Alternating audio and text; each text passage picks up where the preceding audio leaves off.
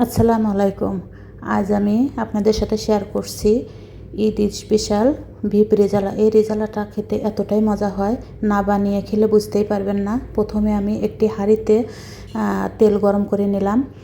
তেলটা গরম হয়ে গেলে এক বাটি পেঁয়াজ দিয়ে দিচ্ছি। রেজালাতে একটু পেঁয়াজ বেশি লাগে, পেঁয়াজটাকে একটু ভেজে নিলাম। এখন আস্ত গরম মশলা দিয়ে দেবো।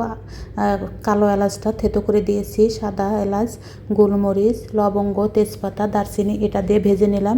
এখন এখানে দিয়ে দিচ্ছি 2 টেবিল চামচ মরিচের গুঁড়া, 1 চা চামচ জিরে গুঁড়া, 1.5 চা চামচ ধনে গুঁড়া।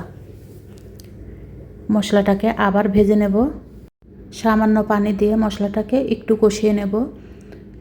কষানো হলে এখানে দিয়ে দেব 3 টেবিল চামচ আদা বাটা, 2 টেবিল চামচ রসুন বাটা। এটা দিয়েও আবার ভালো করে কষিয়ে নেব। মশলাটা যত ভালো করে কষানো যাবে তরকারি খেতেও তত ভালো লাগবে। আবার পানি দিয়ে দিচ্ছি। এভাবে অল্প অল্প করে পানি দিয়ে বেশ কয়েকবার পানি দিয়ে আমি কষিয়ে নিলাম। মশলাটা কিন্তু কষানো হয়ে গিয়েছে। এখন দিয়ে দিচ্ছি মাংসটাকে আগের থেকে আমি কেটে ধুয়ে পরিষ্কার করে পানি ঝরিয়ে রেখেছিলাম। এখানে মাংস আছে 4 কেজি। মশলার সাথে মাংসটা মিশিয়ে দিচ্ছি। আর এখানে টক দই দিয়ে দিচ্ছি। এই টক দইটি আমি 1 কাপ পানির সাথে গুঁড়ো দুধ 2 টেবিল চামচ গুঁড়ো দুধ দিয়ে টক দই বানিয়ে রেখেছিলাম, সেটাই দিয়ে দিলাম। এখন দিয়ে দিচ্ছি স্বাদ মতো লবণ। খুব ভালোভাবে মিশিয়ে দেব। এখন ঢাকনা দিয়ে 10 মিনিট রান্না করে নেব। ঢাকনাটা উঠিয়ে নিলাম।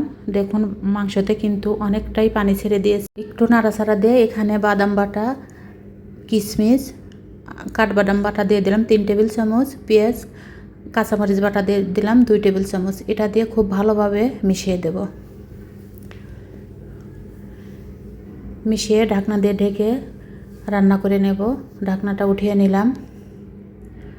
এখন দিয়ে দেব গোলমরিচ গুঁড়ো। এখানে সাদা কালো গোলমরিচ গুঁড়ো মিশানো দিয়ে দিচ্ছি 1.5 চা চামচ।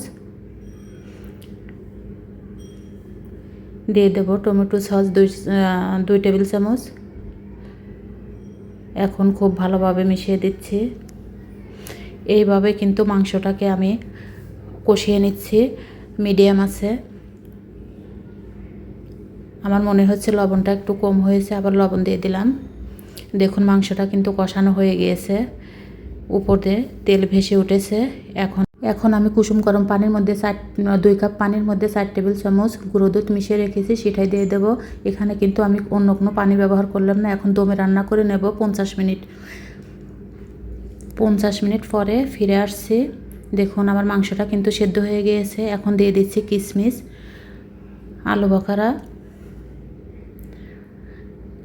গোলাপ জল, কিছু কাঁচামরিচ মাঝখান দিয়ে ভেঙে দিয়েছি, ফ্লেভারটা বেরিয়ে আসবে। দিয়ে দেব ঘি শাহি ফ্লেভারের জন্য, আর দিয়ে দেব বেরেস্তা। আমার রান্না কিন্তু কমপ্লিট। এখন নামিয়ে নেব।